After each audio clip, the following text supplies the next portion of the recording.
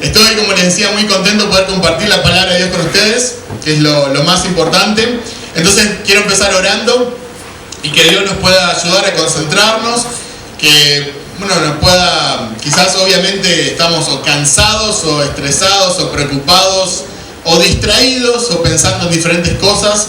Entonces que podamos concentrarnos, que la palabra de Dios pueda ser clara, que pueda hablar a nuestros corazones y que podamos responder a nuestro buen Dios. ¿Les parece? Vamos a orar. Señor, queremos darte muchísimas gracias por la bendición que es estar acá, en este lugar, encima.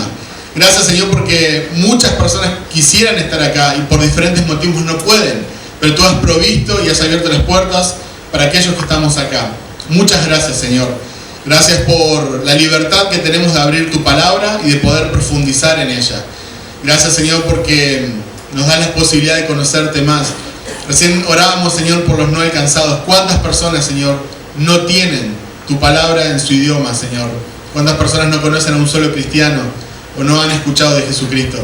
Señor, ayúdanos a entender ese privilegio que tenemos y a poder disfrutarlo. Abre nuestros ojos espirituales para poder ver tu hermosura, para poder ver tu gloria, para poder ver, Señor, tu palabra. Haznos sensibles de corazón, Señor, para poder responder a ti. Oro por cada uno de los aquí presentes, Señor, que tú nos ayudes a concentrarnos, que nos hagas sensible a tu palabra, Señor, y que podamos escucharte con reverencia, Señor, y responder a ti, Señor. Queremos afinar nuestro corazón, queremos amarte como tú te mereces. Dejamos este tiempo en tus manos, en el precioso nombre de Jesucristo. Amén. Amén. Bueno, nosotros como cristianos obviamente creemos que existe un solo Dios. En mi caso, que convivo con personas de otras religiones, muchas veces se nos acusa a los cristianos de tener tres dioses o de creer en más de un Dios, porque nosotros creemos que Jesucristo es Dios. Pero la Biblia es clara y enseña que existe un solo Dios. Entonces quiero tocar un poquito el tema de un solo Dios y también ver lo que otros piensan sobre este Dios. Porque si hablas con personas de diferentes religiones, todos van a decir, ¿verdad?, que creen en Dios, que creen en el Creador, o en algunos casos van a creer en más de un Dios, ¿sí? Hay muchas religiones en el mundo, ustedes lo saben, ¿verdad? Acá Paraguay tiene muchas religiones, te podés cruzar con personas de diferentes religiones. ¿Qué es lo que creen las personas sobre Dios? ¿Qué tipo de Dios es? ¿Es el mismo Dios que tenemos nosotros como cristianos? Bueno, obviamente podemos hablar del Dios creador, podemos hablar de un Dios con similares características, pero evidentemente lo que nosotros conocemos de Dios y el Dios personal que nosotros conocemos no es el mismo que tienen otras religiones. Y quiero ser claro con esto: solo el cristianismo bíblico, la fe verdadera, ¿sí?, conoce y proclama al Dios vivo y verdadero. Si querés saber quién es Dios o cuál es el verdadero Dios, el Dios verdadero, entonces tenés que hablar con un cristiano bíblico. Cuando digo cristiano bíblico, entiéndame, hay muchas personas que pueden caer bajo cristianismo, muchas sectas, muchas religiones aún, pero nosotros estamos hablando de la verdadera fe, la fe que enseña la palabra de Dios. Cuando escuchamos sobre Dios en otras religiones y profundizás un poquito, la mayoría va a tener un Dios que tiene una misericordia limitada. No es como nuestro Dios, que es grande en misericordia, lento para la ira, grande en amor. La misericordia es limitada y siempre se tiene que ganar o se tiene que merecer. Y podés ir en tu mente ahora, o cuando hables con personas, tratar de ver el concepto de misericordia que tienen. Y vas a ver que siempre ellos tienen que hacer algo para acceder a esa misericordia, o tienen que hacer algo para mantener ese trato misericordioso o para merecer esa bondad de Dios. En las religiones vas a encontrar un Dios que no perdona totalmente. Y de vuelta, podés hablar con diferentes personas sobre su concepto de Dios, y si profundizás, no tienen un Dios que perdone totalmente. Siempre hay que hacer algo para mantener el perdón o ir ganando el perdón a lo largo del camino. Pero no saben lo que es ser perdonado por Dios. Por ende, como no conocen la misericordia sin límites de Dios y no conocen un perdón completo y total de Dios, no tienen verdadera libertad. Entonces los seguidores de estas religiones, que aunque proclamen un solo Dios, el Dios creador, demás, no tienen verdadera libertad. ¿Por qué? Porque siempre tienen que seguir un montón de reglas que los esclavizan. Y eso es una de las cosas que más pena nos dan cuando hablamos con personas de otras religiones. Tienen que hacer un montón de cosas. En muchos casos son cosas sin sentido, cosas absurdas. Pero las tienen que hacer para mantenerse en la religión o para mantener ese favor de parte de Dios. En nuestro caso, nosotros no creemos así. Nosotros creemos que somos salvos por gracia y que por más que yo haga todas las cosas bien, de acá en más, y aún si dejara de pecar por miles de años, Dios no me va a amar más de lo que me ama hoy en día, que soy su hijo y que estoy en Cristo. ¿Se entiende eso?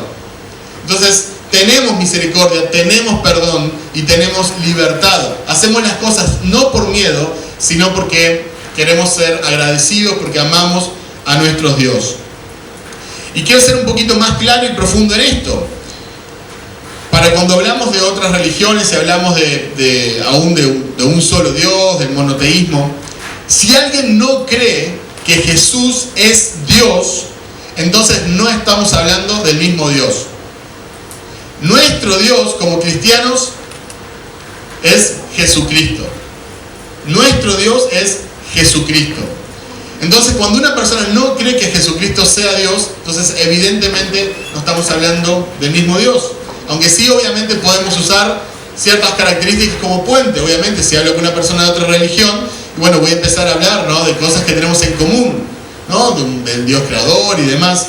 Pero tengo que tener en mente que tengo que presentarle a Jesucristo como Señor, o sea, como Dios. Esa es la pregunta más importante del mundo, del universo, de la historia. ¿Sí? ¿Quién es Jesús? Para el hinduismo es una figura muy respetada. Para los musulmanes es un profeta. Para el budismo es un iluminado. Para el catolicismo es un niño que aún necesita ayuda de su mamá. Para los filósofos es un gran pensador. Para el judaísmo es un impostor. Para los mormones, Jesús es el hermano de Satanás. Para muchos es un revolucionario. Y para otros es un buen hombre que murió por sus ideales. La pregunta sigue siendo la misma. ¿Quién es Jesucristo? Y esa respuesta, la respuesta que vos puedas dar, no solo intelectualmente, sino con tu vida, va a determinar tu eternidad, y no solo tu eternidad, sino también tu vida acá en la tierra. ¿Quién es Jesús? Ahora, hablamos del Dios de las religiones. Y vimos que es un Dios sin misericordia, un Dios sin perdón total, un Dios sin libertad. No es Jesucristo, no es un Dios personal, no es un Dios que se hizo hombre. ¿Cuál es el Dios de los evangélicos? Ya que hablamos del Dios de las religiones y la mayoría de nosotros profesamos ser evangélicos. ¿Cuál es el Dios de los evangélicos? Bueno, si somos honestos, cuando escuchamos hablar, escuchamos predicar a muchos evangélicos, a muchas iglesias, estoy hablando en general, y vamos a hacer un poquito de introspección, vamos a ser honestos con nosotros mismos. Muchas veces nuestro Dios, el Dios de los evangélicos, es un genio de la lámpara. Es un Dios que quiere cumplir todos nuestros deseos. Entonces, así como se frota la lámpara y sale el genio y nos da 3 deseos, así muchas veces nos acercamos a la iglesia nosotros, ¿verdad? Nos acercamos porque queremos que Él arregle nuestra vida. Queremos tener un mejor trabajo, queremos tener salud, queremos tener una pareja, queremos que solucione nuestra vida. Entonces, nos acercamos a Dios como si Él fuera un supermercado. Entonces, ¿qué podemos recibir? Vamos al culto y vemos cómo podemos recibir, qué esperamos nosotros de la alabanza, cómo nos bendijo la prédica, cómo nos bendijo los hermanos. Y el problema es que cuando Dios no funciona como el genio de la lámpara, porque Él no es un genio de la lámpara y ciertamente su primer motivo de existencia no es cumplir todos nuestros deseos, entonces nos enojamos y nos ponemos mal, nos ponemos tristes y muchas veces aún nos alejamos de la iglesia porque no puede ser que empecé a venir a la iglesia y me pasó esto. Entonces, es como que no lo decimos, pero creemos en algo así como pare de sufrir, ¿verdad? Si estás sufriendo, estás en pecado, algo que está mal. Y no entendemos, a veces nos acercamos a la Biblia y vemos un montón de hombres llorando, y vemos un montón de hombres y mujeres sufriendo, y vemos personas que han perdido sus seres queridos, y vemos personas que han sido traicionadas, como por ejemplo un tal Jesús, no sé si recuerdan, ¿sí? Lo mataron injustamente, sufrió traición, lloró por otras personas. Pero nosotros a veces seguimos creyendo en ese Dios genio de la lámpara, que tiene que cumplir todos mis deseos. Pregúntenle a Job si Dios era un genio de la lámpara para él. Pregúntenle a Pablo cuando oraba para que desapareciera ese aguijón de la carne. Y Dios le dijo, no, mi gracia es suficiente, te basta con mi gracia. Muchas veces también creemos que Dios, por la forma en que lo presentamos, especialmente hacemos evangelismo, creemos que Dios es como un joven desesperado por su crush, ¿sí? Por su crush, ¿tá? Por si alguno quiere pronunciarlo así en inglés, ¿no? Por su crush. Es un joven que está desesperado, está muerto de amor, entonces ese es nuestro Jesús, ese es nuestro Dios, ¿no? Está desesperado por vos, entonces está haciendo todo lo posible para que le prestes atención, porque nosotros somos rebeldes, duros de corazón, entonces no le prestamos atención. Entonces Él está tan enamorado, tan desesperado por nosotros que no puede vivir. Es más, salió del trono, ya no está sentado en su trono gobernando todo el universo como soberano que cantábamos, porque está desesperado buscándonos y haciendo lo posible para alcanzarnos. Y lo presentamos de esa forma a veces, ¿no? Dios te necesita, Dios está buscando. Y no estoy diciendo, por favor no me malinterpreten, no estoy diciendo que Dios no te ame, y no estoy diciendo que Dios no obra con lazos de amor detrás y Dios obra en nuestra vida y el Espíritu Santo nos convence de pecado. No estoy diciendo lo contrario. Lo que estoy diciendo también es que en la Biblia vemos otra cosa. Y quiero leer algunos versículos brevemente. Por ejemplo, en Isaías 37:35 dice: porque defenderé esta ciudad para salvarla por amor a mí mismo y por amor a mi siervo David. Entonces, ¿cuál es la primera motivación para salvar esta ciudad? El amor por sí mismo. En Isaías 43:25 dice: yo soy el que borro tus rebeliones por amor a mí mismo y no me acordaré de tus pecados. Entonces, otra vez vemos cuál es la primera motivación: el amor por su nombre. Isaías 48:9: por amor a mi nombre contengo mi ira, y para mi alabanza la reprimo contigo a fin de no destruirte. Entonces, ¿cómo es que Dios contiene su ira? ¿O por qué contiene su ira? ¿Por qué no nos destruye? Por amor a su nombre, para su alabanza. Y un último versículo, Isaías 48:11: por amor mío lo haré, porque ¿cómo podría ser profanado mi nombre? Mi gloria, pues, no la daré a otro. Entonces, ¿qué estoy diciendo con esto? Porque Dios te ama, sí, Dios te ama. Dios es amor, entonces su esencia es amar, Dios te ama. Pero vemos también que muchas veces obra, en primera instancia, por su nombre, por su gloria. ¿Y qué es lo que puedo aprender de esto y diferenciarlo del Dios de muchos evangélicos y de muchas iglesias? Que nosotros no somos el centro del evangelio. El centro del evangelio es la gloria de Dios. Amén. Entonces, cuando nosotros predicamos el evangelio y estamos desesperados para que la persona venga a los pies de Cristo, entregue su vida, se arrepienta de sus pecados y pueda tener una nueva vida en Cristo, bueno, nosotros tenemos que predicar el evangelio correcto y poner a Dios en lo alto y exaltar a Cristo en lo alto y su gloria, para que las personas puedan ver un Dios hermoso, excelso, soberano, sublime, que es digno de ser seguido, para que puedan ver su pecaminosidad, porque es un Dios santo, para que puedan ver la necesidad de un Salvador. Entonces, de esa forma puedan venir a Cristo. No nos hagamos nosotros el centro del evangelio, como lamentablemente muchos evangélicos hacen, ¿sí? Entonces vimos el Dios de las religiones, vimos el Dios de los evangélicos, del cual queremos ser un poco diferentes, pero queremos ver cuál es el Dios de la Biblia. ¿Cuál es el Dios de la Biblia?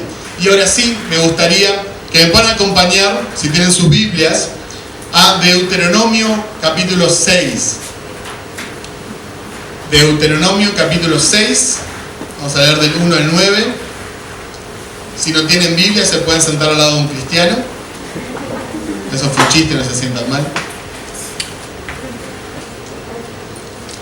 Estos, pues, son los mandamientos, estatutos y decretos que Jehová vuestro Dios mandó que os enseñase, para que los pongáis por obra en la tierra a la cual pasáis vosotros para tomarla, para que temás a Jehová tu Dios, guardando todos sus estatutos y sus mandamientos que yo te mando, tú, tu hijo y el hijo de tu hijo, todos los días de tu vida, para que tus días sean prolongados. Oye pues, oh Israel, y cuida de ponerlos por obra, para que te vaya bien en la tierra que fluye leche y miel y os multipliquéis, como te ha dicho Jehová, el Dios de tus padres. Versículo 4. Oye Israel, Jehová nuestro Dios, Jehová uno es, y amarás a Jehová tu Dios de todo tu corazón y de toda tu alma y con todas tus fuerzas. Y estas palabras que yo te mando hoy estarán sobre tu corazón y las repetirás a tus hijos y hablarás de ellas estando en tu casa y andando por el camino y al acostarte y cuando te levantes, y las atarás como una señal en tu mano y estarán como frontales entre tus ojos y las escribirás en los postes de tu casa y en tus puertas. Hasta ahí la palabra de Dios. Ahora, este es el Dios que presenta la Biblia, ¿verdad? Este es Moisés dando los 10 mandamientos, hablándole al pueblo escogido de Dios, al pueblo de Israel. Esto es Antiguo Testamento. Pero vamos a ver qué podemos aprender de este un solo Dios. Lo primero que vemos en el pasaje es que este Dios es un Dios para ser temido. Fíjense el versículo 2. Versículo 2 dice: para que temás a Jehová tu Dios. Fíjese el para, es el propósito. ¿Para qué Moisés iba a pasar estos estatutos, estos mandamientos? Para que le teman a Dios. ¿Y por qué debemos de temer a Dios? Porque es fuego consumidor.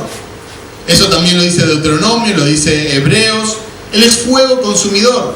Recién decíamos, Dios es amor, su esencia es amar. Pero también Dios es justo, también Dios es santo, también Dios es fuego consumidor. Y ciertamente es un Dios digno de ser temido. Cuando vemos a lo largo de la Biblia, las personas que se han encontrado con Dios, una manifestación de Dios, en la mayoría de los casos han tenido miedo. Recuerden Isaías, cuando está en esta versión Isaías 6, el famoso versículo, heme aquí, envíame a mí. Cuando ves el contexto, y él se da cuenta que él es un pecador, dice: yo he pecado con mis labios y vengo de un pueblo que también te ha deshonrado con sus labios. Y tiene miedo, dice: ay de mí. Él piensa que va a morir. Pedro también, cuando se da cuenta que Jesucristo es Dios, que no era un simple rabí, que era más que un maestro: ay de mí, dice, porque soy pecador. Gedeón, y así podemos seguir un montón de casos donde las personas han tenido miedo de Dios.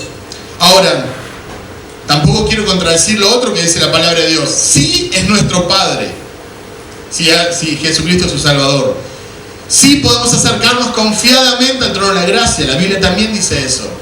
Tenés confianza, podés acercarte. Es tu Padre, te ama. Hay una relación. Ya no sos esclavo, ahora sos un amigo. Sí, es verdad.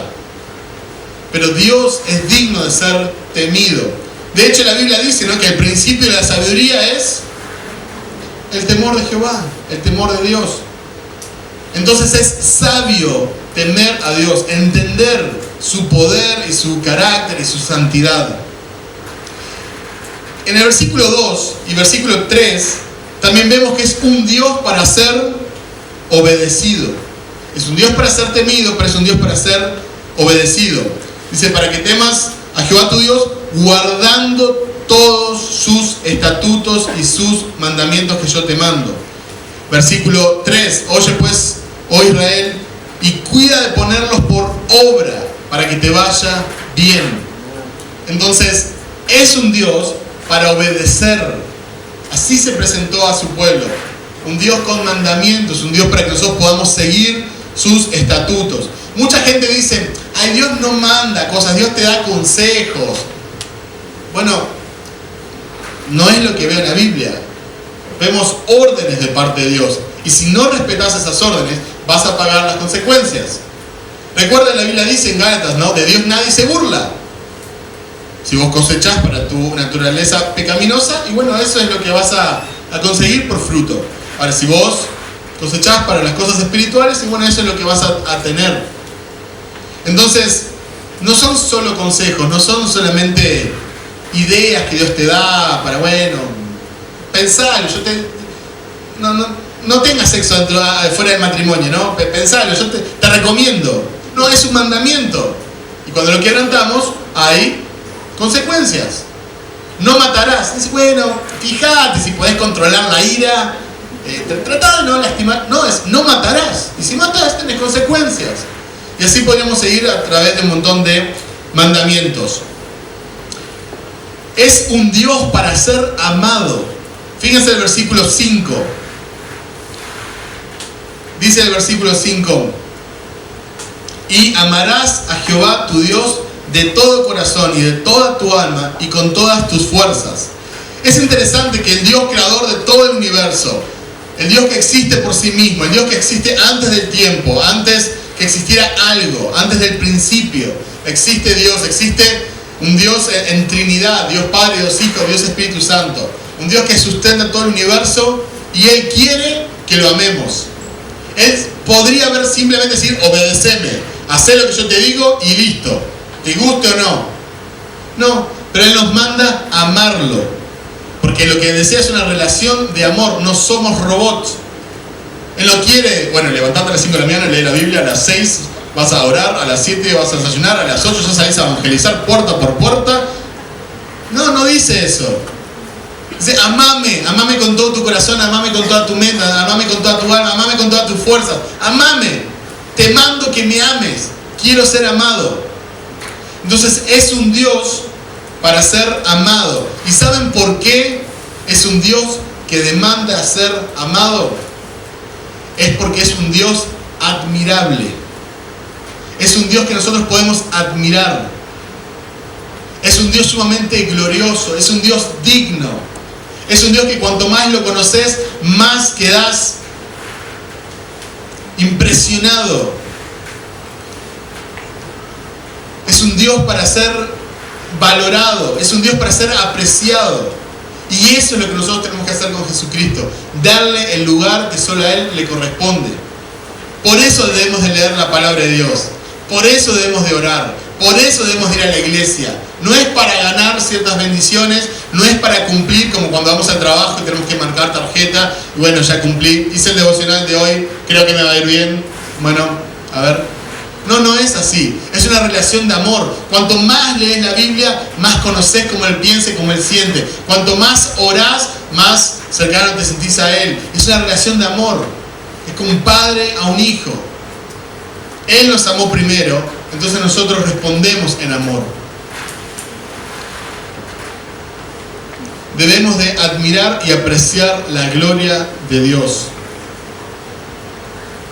A veces nosotros nos quedamos en los shows de iglesias y hacemos un montón de programas, hacemos un montón de cosas y no nos detenemos a meditar en la gloria de Dios, en la hermosura de su santidad, en su consejo, en lo que significa que un Dios sumamente santo salve a un pecador como yo, como vos.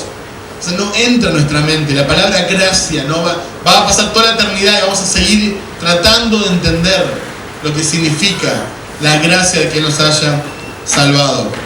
Entonces vemos un Dios para ser temido, un Dios para ser obedecido, un Dios para ser amado.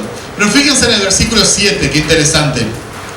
Versículo 7 dice, y las repetirás a tus hijos, y hablarás de ella estando en tu casa, y andando por el camino, y al acostarte, y cuando te levantes.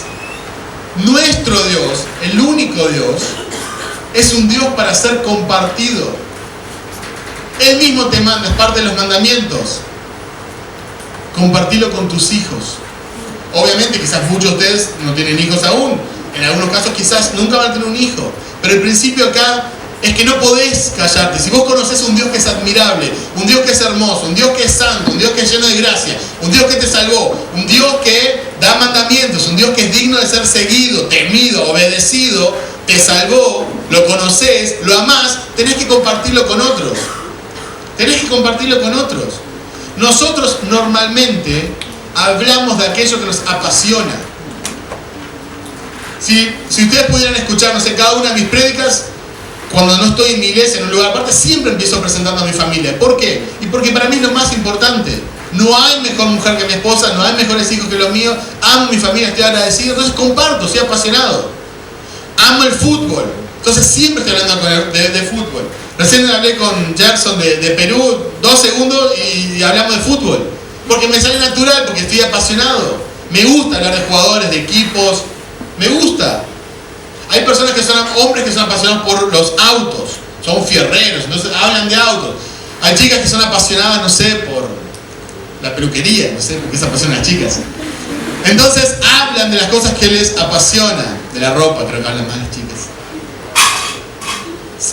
¿Por qué no compartimos de nuestro Dios? Si es un Dios digno de ser compartido y tenemos un mandamiento de su parte. Imagínense, en este contexto específico está diciendo compartirle a tus hijos. Hay muchos de ustedes que quizás nacieron en hogares llamados cristianos, pero que no han tenido un buen ejemplo de sus padres. Quizás con la boca les decían, sí hay que ser cristiano, sí hay que seguir a Jesús, sí hay que ir a la iglesia, pero con su vida daban un mensaje totalmente contrario. Y eso ha provocado contradicción en ustedes, emocionalmente, espiritualmente.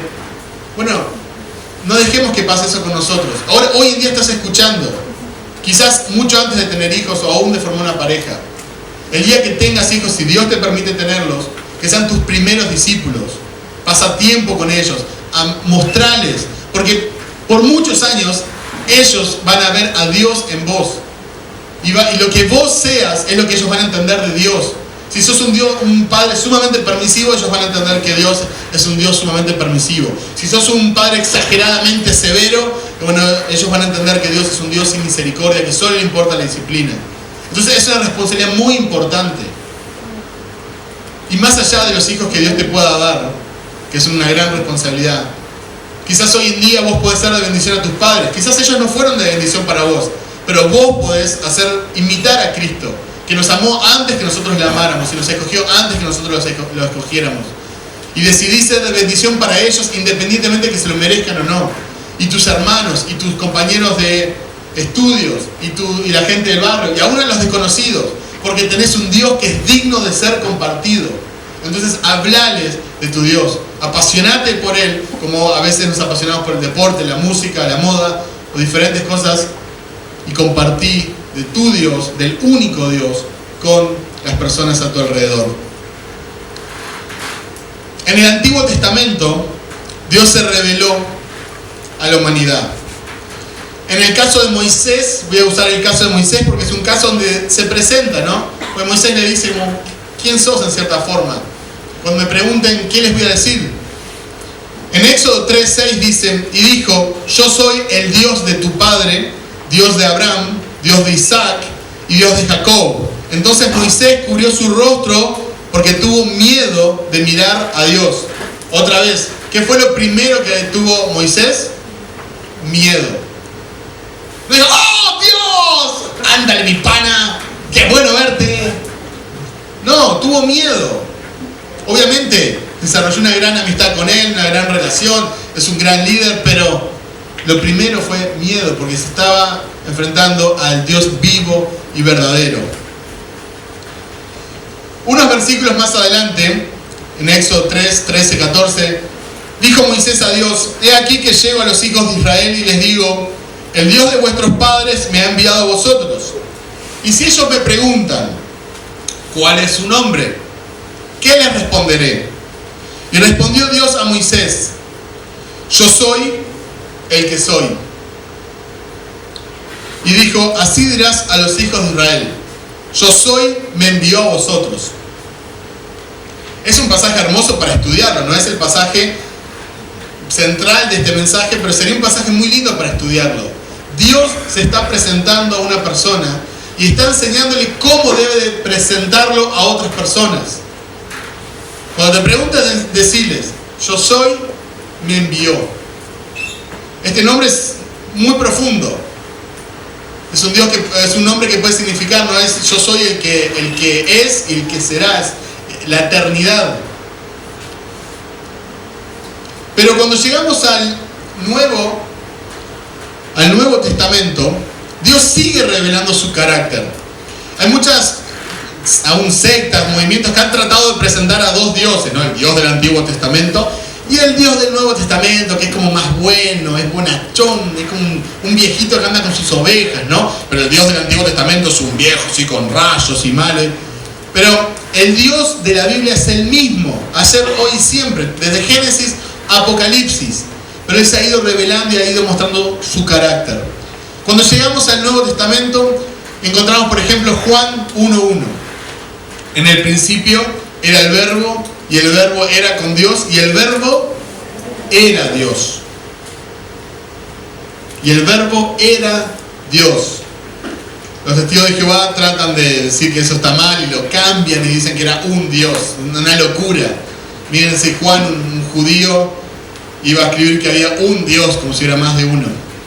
Pero eso es para otra clase de griego. Juan 1:14, unos versículos más adelante. Y el Verbo se hizo carne y habitó entre nosotros y vimos su gloria, gloria como del unigénito del Padre, lleno de gracia y de verdad. O sea que este Verbo, que dice 1:1 que es Dios, se nos presenta como Jesucristo. En Apocalipsis 19:13, por si hay alguna duda, dice, y está vestido de un manto empapado de sangre, y su nombre es el Verbo de Dios. Y también es una mención a Jesucristo. En Juan 8:58 dice, y ahora glorifícame tú, Padre, junto a ti, con la gloria que tenía contigo antes que el mundo existiera. ¿Qué pasaje? Por eso después lo querían apedrear, porque se estaba haciendo igual a Dios. Fíjense lo que le pide a Dios: dame tu gloria, glorifícame, con la misma gloria que compartí contigo antes de la creación, antes que el mundo existiera. ¿Qué persona podría decir eso? En el Antiguo Testamento vemos que Dios dice, no daré mi gloria a ningún otro, no comparto mi gloria, soy un Dios celoso, soy el único digno de gloria. Pero vemos que Jesucristo comparte esa gloria. Entonces, o Jesucristo era un loco, un lunático, o era realmente un estafador que estaba tratando que la gente lo siguiera, o Jesucristo es Dios. Juan 14:8-10, por si queda alguna duda, Felipe le dijo, Señor, muéstranos al Padre y nos basta. Jesús le dijo, ¿tanto tiempo hace que estoy con vosotros y no me has conocido, Felipe? ¿Cómo? ¿Perdón? El Padre, si me mostrás al Padre. Felipe,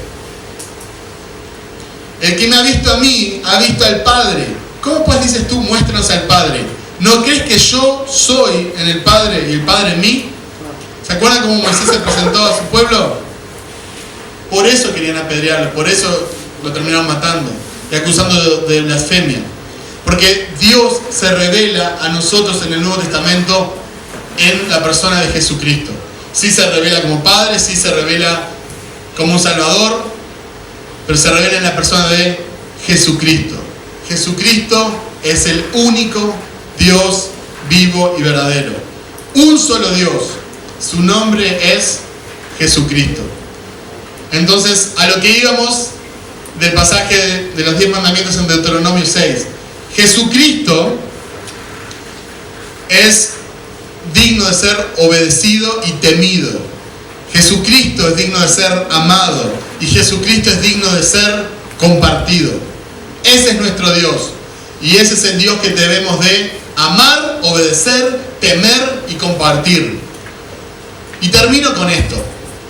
Vimos al Dios de las religiones, un Dios sin misericordia, sin libertad, sin perdón. Vimos al Dios de muchos evangélicos, que espero que no sea nuestro Dios. Un Dios de supermercado, un genio de la lámpara, una tarjeta de crédito, un Dios que está a nuestro servicio, que solo nos sirve cuando nos da todo lo que queremos y cuando está todo bien, y cuando está todo mal lo desechamos. un noviecito desesperado por su chica, por su novia, sin control de la situación. No un Dios sentado en su trono, digno, que los ángeles están cantando todo el tiempo, santo, santo, santo. Pero ese es el Dios de algunos evangélicos. Vimos el Dios de la Biblia, que es Jesucristo, digno de ser temido, digno de ser obedecido, digno de ser amado y digno de ser compartido. El Dios de la Biblia. Y termino con esta pregunta: ¿quién es tu Dios? ¿Cuál es tu Dios? ¿A quién le temes? ¿A quién amás por sobre todas las cosas? ¿A quién obedeces? ¿Es tu Dios el Dios de la Biblia? O en otras palabras, ¿es Jesucristo tu Señor? Y no estoy preguntando si sos perfecto. Estoy preguntando si Jesucristo es el Señor de tu vida. Esta es la respuesta que va a cambiar tu eternidad y tu vida acá en la tierra. Puedes ir a miles de cimas, puedes ir a miles de seminarios, puedes participar de miles de cultos y participar de un montón de actividades. Pero la pregunta definitiva, la pregunta que engloba todo, la pregunta más importante es: ¿quién es Jesús? Si Jesús es el único Dios, y si Él es el Señor, y si hay millones de personas que aún no han escuchado de Él, ¿qué estás esperando para ir y contarles? Un solo Dios. ¿Lo conoces? Hay muchos que no lo conocen. Él es digno de ser compartido, y no solo a tus hijos. Hay un solo Dios, se llama Jesús. Demostrarlo con tu vida, compartirlo con tus palabras y atesorarlo en tu corazón. Que Jesucristo sea el centro del evangelio que predicas, pero que Jesucristo sea el centro de tu vida. Que su gloria sea la meta de cada una de las cosas que haces, que pensás, que decís, que callás o que dejás de hacer. Que puedas vivir para su gloria. Porque hay un solo Dios. Y te ha salvado. Anda al mundo y compartilo. Anda a tu casa y vivilo. Disfrutalo. Aprecialo. Amalo, atesoralo. Un Dios, Jesucristo. Me gustaría terminar orando. Quizás puedes tomar unos segundos personales entre vos y Dios. Quizás Dios ha hablado a tu corazón a través de algunos de estos pasajes y podés orar y responderle a Él. Luego voy a cerrar en oración. Pero tomate unos segundos honestos, vos en tu lugar, en silencio, donde estás, habla con Dios.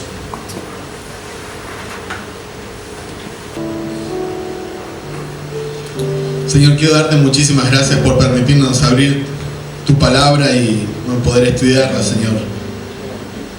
Señor, te pedimos que tú nos ayudes a vivir para ti, Señor, a obedecerte, a amarte, Señor. No queremos jugar a ser cristianos, Señor. Queremos amarte de verdad, Señor, porque apreciamos lo que has hecho por nosotros. Queremos conocerte más, Señor, y queremos darte a conocer. Tú conoces a cada uno, Señor, de los que estamos aquí presentes. Conoces nuestros miedos, nuestras debilidades, nuestros pecados, nuestras fallas, las cosas que nos detienen, nuestros anhelos, nuestro futuro, Señor. Nuestra vida está en tus manos, Señor. Yo te pido que en tu gran misericordia tú puedas bendecir, Señor, a cada uno de los que está aquí presente, Señor. Y que puedas renovar, Señor, nuestro amor por ti. Que nos puedas dar mentes que te amen, almas que te anhelen. Que podamos amarte como tú deseas ser amado, Señor. No bajo nuestro estándar, un amor condicional, sino, Señor, bajo tu estándar. Ayúdanos, Señor, a compartirte con otras personas. Que puedan ver las personas la pasión que tenemos, Señor. Que de verdad se pueda notar que existe un solo Dios y ese es nuestro Dios, Señor. Es el Dios, Señor, que llevamos en nuestro corazón, en nuestros ojos, en nuestras manos, en nuestros pies, Señor, en nuestra mente. Todos nosotros, Señor, te hemos fallado y todos nosotros nos quedamos cortos, Señor, en méritos. Nosotros nos acercamos a ti por los méritos de Jesucristo, nuestro Dios. Gracias porque nos has salvado, gracias por su gracia. Simplemente ayúdanos a responder a ti, Señor. Ayúdanos a responder a ti. En el nombre de Jesucristo oramos. Amén. Amén. Muchas gracias y Dios los bendiga.